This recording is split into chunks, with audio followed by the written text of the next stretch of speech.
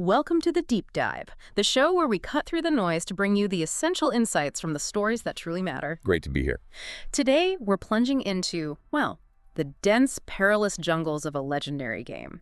It's not just a masterpiece in its own right, but it's about to get this magnificent new lease on life. You're talking about Metal Gear Solid 3, Snake Eater? Exactly. A title from, 2004 originally? And even now, 2 decades later, it's stirring up massive excitement with the upcoming Metal Gear Solid Delta Snake Eater remake that's slated for 2025. It really speaks volumes, doesn't it? That a game that old still warrants a full, modern remake. It absolutely does. And, why is it still so relevant, so captivating? I think it's because it's far more than just a video game. It's this narrative experience that twists and turns, leaves you breathless. Questioning everything. Loyalty, betrayal, war. Precisely. So our deep dive today is kind of your shortcut to being truly well-informed on this pivotal title. We've really dug into a comprehensive Wikipedia entry. It's packed with details, gameplay mechanics, the intricate plot, its legacy. Right.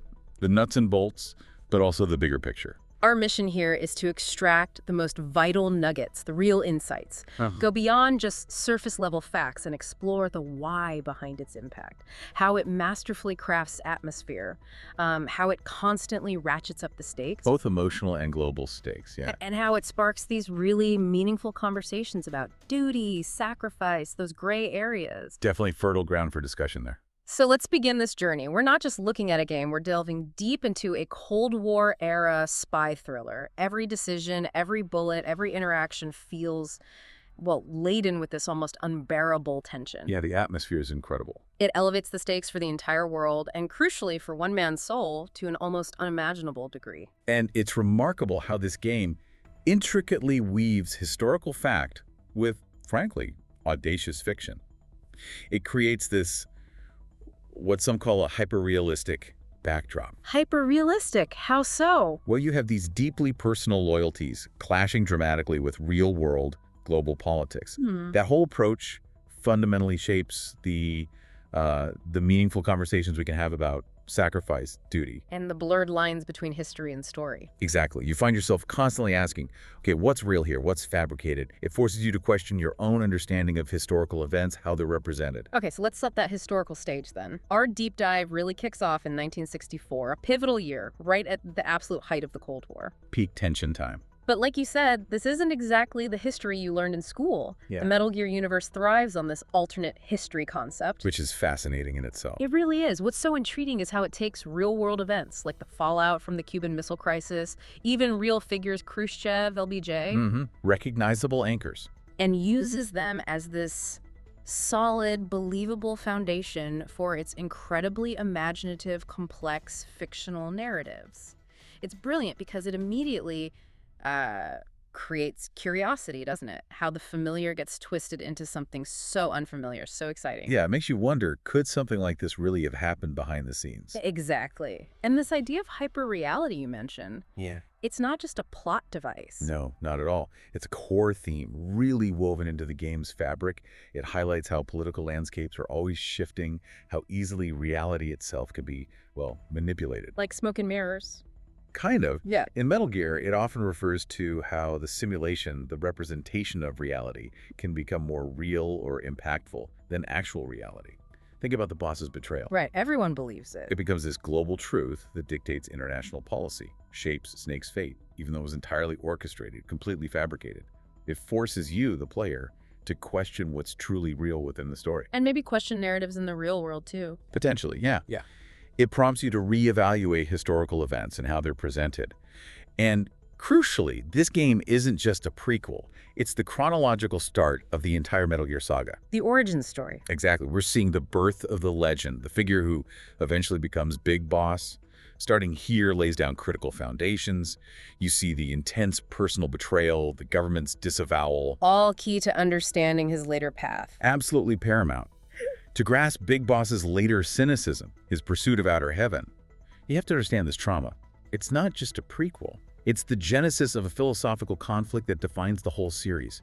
It shapes decades of storytelling. Wow. Okay, so huge narrative implications. And speaking of drastic changes, the setting itself, that was a massive shift, right? Oh, huge. Previous Metal Gear Solid games, Shadow Moses, Big Shell, they were all high-tech, urban, often claustrophobic environment. Yeah, steel corridors, concrete bunkers. But Snake Eater just throws all that out the window. We're suddenly in a 1960s Soviet jungle. A radical shift.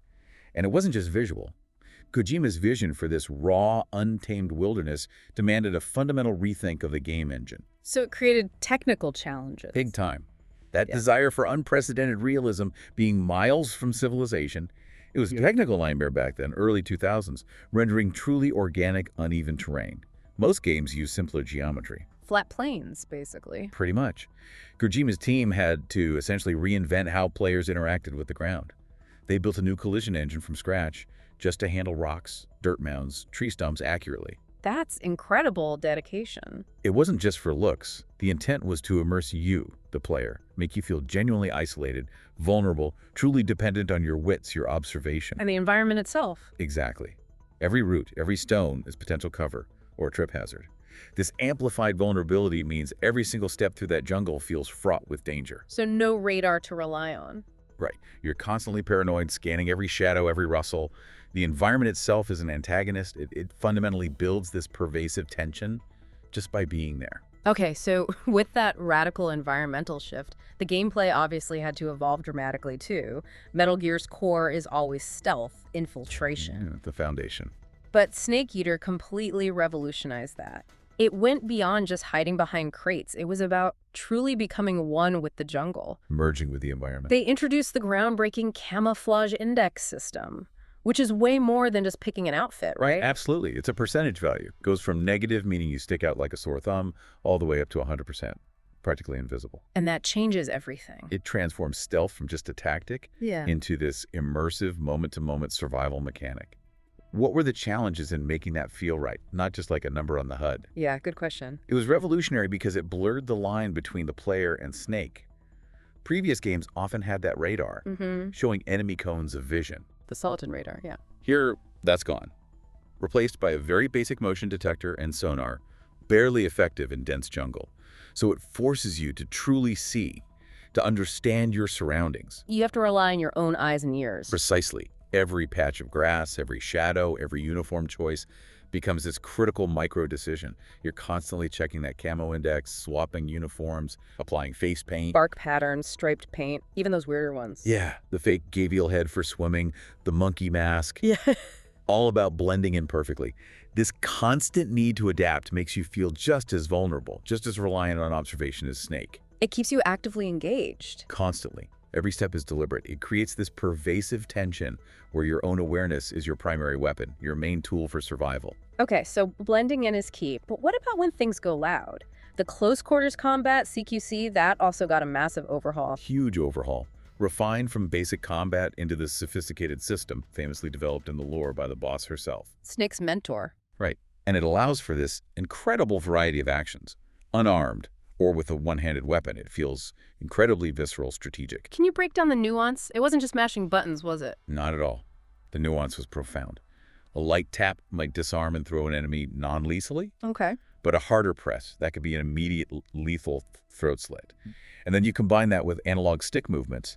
Use an enemy as a human shield, drag them silently into cover. For interrogation, right? Exactly. Interrogating enemies at knife point for intel. This system forces such intimate, often lethal interactions. It really pushes you to raise the stakes in every single encounter. It's not just about fighting. No, it's psychological warfare, information extraction. It emphasizes the brutal efficiency needed by a top spy behind enemy lines.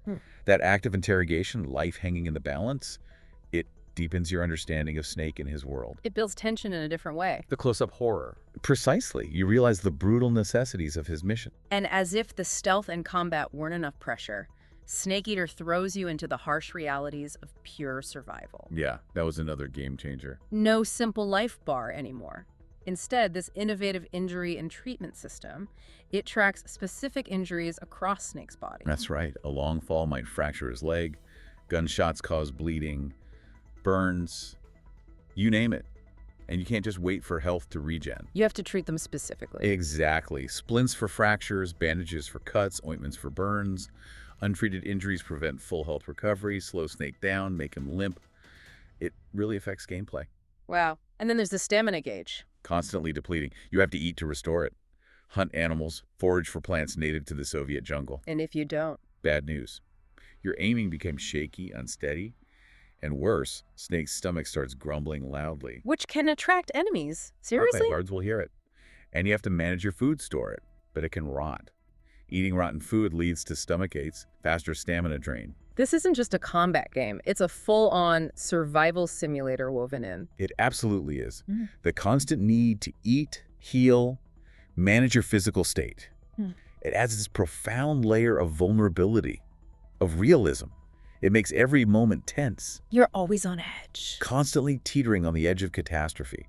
One wrong move, one untreated wound, one missed meal could end the mission. It fundamentally raises the stakes for every decision you make. Imagine limping, starving, hearing guards nearby. Desperately looking for that specific plant to treat a wound, or a snake to eat. It creates this constant low-level anxiety. Reminds you Snake is flesh and blood, makes his achievements feel even more incredible. It was revolutionary for its time, that level of detail. Definitely pushed the boundaries of survival gameplay. Okay, so let's get into the story proper. It all kicks off with the virtuous mission. We meet Naked Snake young, relatively naive compared to the later Solid Snake, right? Yeah, physically identical, but greener, less hardened, still has some idealism. He's former Green Beret, now with the CIA unit FOX. And his first big mission, infiltrate Selenoyarsk, USSR 1964. The goal, rescue Dr. Nikolai Sokolov. The Soviet rocket scientist. Brilliant guy. He'd actually defected before, but the U.S. sent him back to de-escalate the Cuban Missile Crisis. Oh, harsh. Politics. Now, Intel says Sokolov is developing the Shago Hood, this terrifying nuclear-equipped tank. Could completely shift the Cold War balance. High stakes from the get-go. And Snake's support team. Top-notch. Major Zero is commander, paramedic for medical advice, SIGINT for weapons and tech support. And, crucially, his former mentor is advising him. Our boss. The legendary boss. Okay. Co-founder of FOX, Soldier Without Equal. Her presence initially builds this sense of security, like she'll guide him. But it doesn't last long. Not at all. This setup immediately piques your curiosity about Snake, the mission.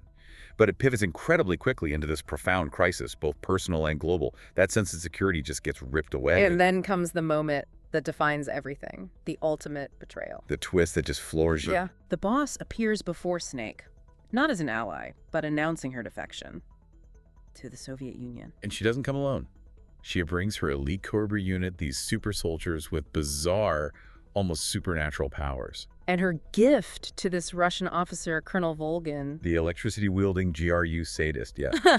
Her gift is the recaptured Sokolov, an American-supplied Davy Crockett nuclear shells.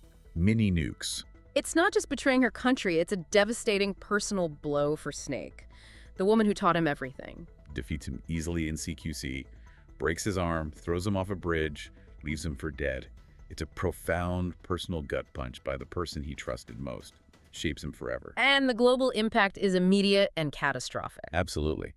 Vulcan, now armed with the Shago Hood plans and those Davy Crockett's, uses one supplied by the boss to obliterate Sokolov's research facility. Making it look like a U.S. attack. Exactly. The Soviet Union immediately accuses the U.S. The world is suddenly on the absolute brink of nuclear war.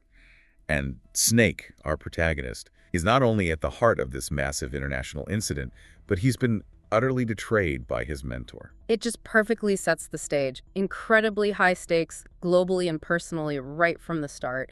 And it forces that meaningful conversation about loyalty, duty, manipulated truth. It's a masterclass in narrative setup. Pure tension. So the fallout from the boss's defection and Volgin's nuclear strike, it's catastrophic. World on the brink. Dire straits, yeah. To avoid all-out nuclear war, President Johnson has to prove American innocence. And fast. Yeah. This leads to Operation Snake Eater. And the order given to Snake? It's just impossible. Chillingly clear To objectives. stop Volgin's rogue faction, destroy the Shago Hood, and then, the truly agonizing part, eliminate the boss. His mentor. His mother figure in many ways. So just imagine the weight of that. You've been betrayed, nearly killed, and now your own government orders you to hunt down and execute the woman who practically raised you as a soldier. How do you even begin to reconcile that? Especially for someone relatively inexperienced like Naked Snake at this point. Exactly. The tension becomes almost unbearable. The moral stakes just skyrocket. It's not just about finishing a mission anymore. No, it's this crucible. Testing not just his skills, but his soul.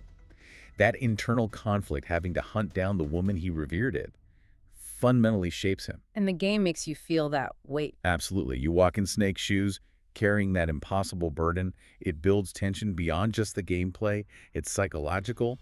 It's what starts transforming him into something, well, darker, more jaded. His journey through Selinoyarsk to carry out this grim order is just relentless. He gets help from EVA. The mysterious alleged NSA defector, claiming to be KGB, her loyalties are always murky, adds another layer of intrigue. And along the way, he has to face the boss's Cobra unit, this gallery of eccentrics, some of the most memorable, frankly bizarre boss fights ever. Oh, definitely. You've got the Pain, Master of Hornets. Hornets as a weapon. Yeah, attacks with swarms of insects, bizarre and deadly. Then the Fear supernatural agility, almost invisible in the jungle. That fight is intense, managing hunger, using thermal goggles, traps. Right, using the environment against him.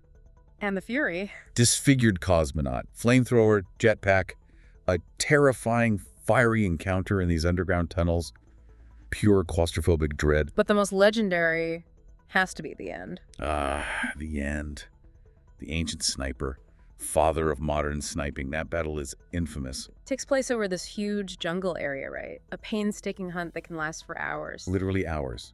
Tracking him, using the directional mic, looking for scope glint. Yeah. It's pure sniper versus sniper tension. And then there are the unique ways to beat him. Like killing him early in the game when you first see him in a wheelchair. Yep, snipe him then, skip the whole boss fight later, or the most famous one. The die of old age trick. Exactly. If you save during the fight and wait a real-world week or just advance your console clock, you come back and find he's died of old age. It's just audacious. That meta-narrative touch, Kojima acknowledging time passing both in and out of the game, it blew my mind. That's Kojima's signature, that kind of brilliance. And these boss battles, they aren't just roadblocks. They're these highly stylized, almost operatic encounters. They build tension as Snake gets closer to his ultimate target, the boss. Each one feels unique, significant. Right. You're not just beating a foe, you're understanding their unique philosophy, their unique pain reflected in their abilities. It makes each victory feel earned. And the end's fight. With those options, it really piques your curiosity about game design itself, player agency. It's brilliant. As Snake pushes deeper, the personal cost just keeps escalating. He reaches Grozny Grad, Vol'jin's fortress, finds Sokolov, but gets captured. And Volgin demonstrates his brutality. Kill Sokolov right in front of Snake. Then the torture sequence. Where Snake loses his eye, heroically shielding EVA from Ocelot, who's suspicious of her. That moment physically and psychologically scars Snake forever. You feel the impact of his journey, the toll it's taking, but then his escape. Shows incredible resilience. It's not just a gameplay segment. It underscores the intense personal stakes. His unwavering will to survive, complete the mission despite everything. It's a testament to his burgeoning legend, yeah. Yeah. But also a glimpse into the trauma that will define him. Okay, so Snake escapes, returns to Grozny Grad for the final showdown. Volgin, the boss, Ocelot. But this is where the story just explodes, right? It becomes something far bigger. Monumental leap in scope, yeah. The revelation comes from Volgin himself. He unveils the Philosophers. This secret organization, formed by the most powerful figures in the US, Soviet Union, and China, back during World War II. Their goal. Win the war, then create a new world order. And they amassed this staggering fortune to fund it $100 billion, known as the Philosopher's Legacy. $100 billion! Back then, that's insane. Unimaginable wealth. So suddenly, this isn't just about a rogue colonel and a superweapon anymore. We're thrown into this century-spanning conspiracy, a secret history behind the Cold War itself. It just instantly sparks intense curiosity. Who really holds the power? It shifts the focus from armies and nations to these shadowy manipulators. And it's not just a plot device. It feels like Kojima's commentary on hidden power structures, suggesting that maybe the real conflicts aren't between nations, but these deeper controlling forces operating beyond flags. Makes you wonder. It does. So after the war, the organization fractured. The legacy got divided, hidden across the world. And Volgin. Turns out his father was involved in laundering the money. So he inherited a chunk illicitly. Exactly, during the chaos. So the fight for the Philosopher's Legacy elevates the stakes massively. It's not just about preventing nuclear war now, it's about controlling the actual levers of global influence. The ultimate MacGuffin. Precisely. Driving the actions of the US, the Soviets, and even China, as we find out later. This hidden history builds this incredible tension as you realize the sheer depth of the conspiracy. How much is really at stake? It transforms the game. From tactical espionage to this searing commentary on power, how it really operates in the shadows. And weaving through all this, Ocelot. His role is just masterful deception, isn't it? Textbook enigmatic figure. From the start, he seems like just this ambitious young commander under Volgin. Always challenging Snake, always suspicious of EVA. But there are hints, glimpses of something more. Subtle hints, yeah. He's always there, observing, seemingly a step ahead. It compels your curiosity about his real agenda. What's his endgame? He embodies that theme of shifting allegiances, manipulating truth. Perfectly. His youth, his rivalry with Snake, its brilliant misdirection, hides his true cunning. He meticulously orchestrates events, watches reactions, plays multiple sides. Which builds tension because you, like Snake, can never fully trust him. Never. His actions highlight the profound moral ambiguities of this world. Loyalty is fluid. Deception is the ultimate weapon. It raises important questions about trust, perception, fundamentally raising the stakes for what truth even means. He's a character you're still trying to figure out long after it's over. Absolutely. A master manipulator. So the story races towards this incredible climax. Global stakes, deeply personal sacrifice. It all converges. Snake defeats Volgin first, right? Yeah, thrilling confrontation. Volgin's electric powers versus Snake's tactics. Then the Shagohood chase sequence across the airbase, destroying the tank. Incredible action set pieces. But those are almost the prelude. The real climax is emotional. The final, unavoidable confrontation. Snake versus the boss. Not really enemies. Student versus mentor. The weight of that duel is immense. Palpable. And Snake, despite everything, despite his deep respect, his affection, he reluctantly carries out his orders. He kills her. Believing her defection was real right up until the end, he thinks he's getting the legacy microfilm from her. He does. That moment is the tragic core. It pushes the emotional stakes of loyalty, of duty, to this almost unbearable level. It's just agonizing, and it forces that deeply meaningful conversation. What does it mean for a country to demand that? The price of peace, the moral ambiguity of it all? The boss's death, by her favorite student's hand. It's not just a plot point. It's this emotional gut punch that leaves a permanent mark on Snake. And because you, the player, have to do it. You share that burden. It resonates long after. But the betrayals just keep coming. Snake and EVA escape. To the lake with the wig effect vehicle, yeah. And then she vanishes, leaves behind a tape recording, and the truth starts to unravel. The next layer of betrayal. EVA isn't NSA or KGB. She's a Chinese spy sent to steal the philosopher's legacy for China. And the microfilm she gave Snake. A fake. Just another manipulation. It deepens that pervasive tension. Who can anyone trust in this world? Even after all Snake's been through, the ground is still shifting beneath him. And then the tape reveals the real truth, the ultimate twist about the boss. The one that makes her sacrifice so profoundly, tragically meaningful, her defection. It was all a ruse, orchestrated by the U.S. government. Her mission was to infiltrate Volgin, get the legacy, destroy the Shagohood. Exactly. She was the star of this desperate drama, playing the part of a traitor to save the world. Everything was going to plan, until Volgin fired that nuke. That wasn't part of the plan. No. It forced the U.S. to immediately disavow her. To prove American innocence, prevent global nuclear war, the boss had to be seen as a traitor. And she had to die by Snake's hand. Wow. Just wow. She knowingly sacrificed her life, her honor, everything for her country.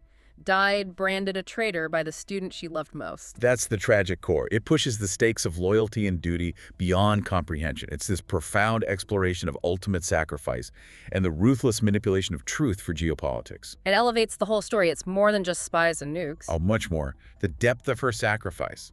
Choosing infamy for the sake of peace. It forces that meaningful conversation about how history is written, how true heroism often goes unacknowledged, even scorned. Her legacy is infamy, despite being the ultimate patriot.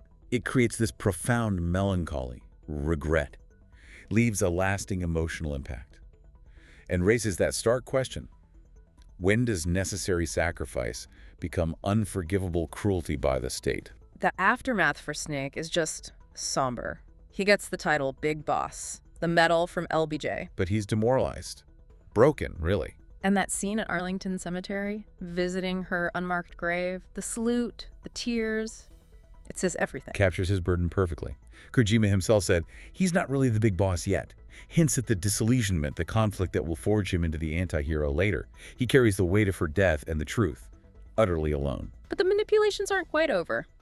Ocelot gets the last word, doesn't he? post-credit sequence. Mm. Ocelot's phone calls reveal the true extent of his game. He was Adam, the American agent Snake was supposed to meet. Oh. He tells the KGB the microfilm EVA gave China was fake, confirms he played everyone. So the legacy. Split.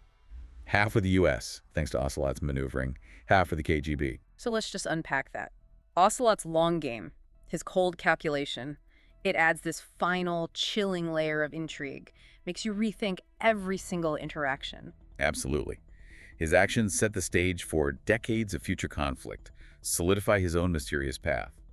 The Cold War isn't over for these players. It's just entered a new, more complex shadow phase, driven by hidden agendas and the endless pursuit of power. It's just undeniable Metal Gear Solid 3 wasn't just another game, critically. Universal acclaim. Always on those greatest games of all time lists. Consistently. And commercially successful, too. Over 4 million copies sold by 2010. Critics adored the story, the revolutionary gameplay, the visuals which were stunning for the PS2, the voice acting. Especially Naked Snake, people really connected with him after maybe struggling with Raiden and MGS2. Yeah, he was a welcome return to a more grounded protagonist, even amidst the weirdness. And many appreciated Snake Eater's story felt maybe less overtly philosophical or preachy than Sons of Liberty, more impactful emotionally. It captured something special, though it's interesting, even masterpieces get nitpicked, right? The camouflage system, some loved it, saw it as this gripping stealth mechanic. Others found it a bit fiddly, just a number to monitor. Wanted something more intuitive than menus. Fair point. It could break the flow sometimes. And the frame rate, 30 FPS compared to MGS2's 60, some noticed that drop. Minor script critiques, even some debate about haters' performance, though most loved it. Nuances in reception. But overall, raked in awards. IGN's Best Story, Best Use of Sound, GameSpot's Best Story, Sound Effects, Best New Character. And the theme song, Snake Eater won Best Original Vocal Song at the Game Audio Network Guild Awards. That song is iconic. Absolutely unforgettable. Sets the mood perfectly. And you're right, Snake Eater isn't just a great game. It's the genesis story for one of gaming's most complex anti-heroes. Shapes decades of narrative. It really does kick your curiosity for the whole saga. If you want to understand Big Boss, his fall, his motivations, this is ground zero. Essential context. Its consistent presence on best-of lists highlights its lasting influence. It sparks meaningful conversations about game design, storytelling, character arcs. Chronologically, this is where it all begins. Leads directly into Portable Ops, Peace Walker, Ground Zeroes, Phantom Pain. All detailing Naked Snake's painful transformation into Big Boss. Exactly. Understanding Snake Eater is key to the whole sprawling epic. And let's not forget the cultural impact. That legendary ladder sequence, a fantastic detail for you, our listener. Oh, the ladder. Nearly 3 minutes climbing this ridiculously long ladder while the Snake Eater theme plays instrumentally. It's become iconic. It's cited as this incredibly memorable moment. A brilliant bit of metafiction almost, highlighting game linearity, forcing this moment of quiet reflection, meditation on the journey. While building tension through sheer duration, it's become a meme, right? People reference long ladders in other games because of it. Totally. A unique, unforgettable piece of gaming history that transcended the game itself. And the game's longevity is proven by all the re-releases. People just want to play this story, experience this tension again and again. The demand is always there. You had subsistence, which added the 3D camera, online multiplayer way ahead of its time for console online. Huge additions. Then the HD edition, Snake Eater 3D for the Nintendo 3DS with gyro controls. Its inclusion in the Master Collection recently.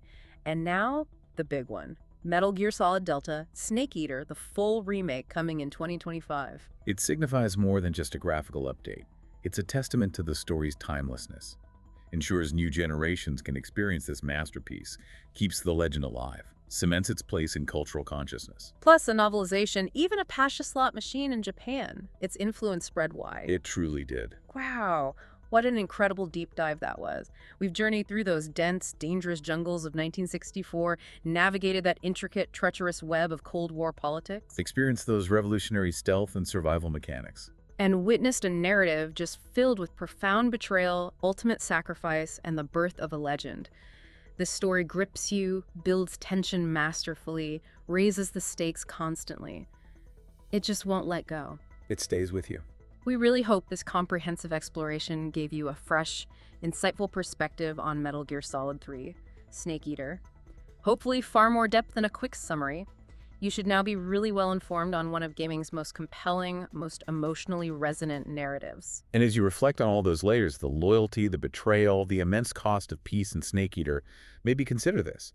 In a world where truth is a weapon, honor is a burden, and your own government demands the ultimate unacknowledged sacrifice, how much would you sacrifice for a mission you didn't fully understand? That's a heavy question. And at what point does following those orders blur the lines, transform a hero into something else entirely?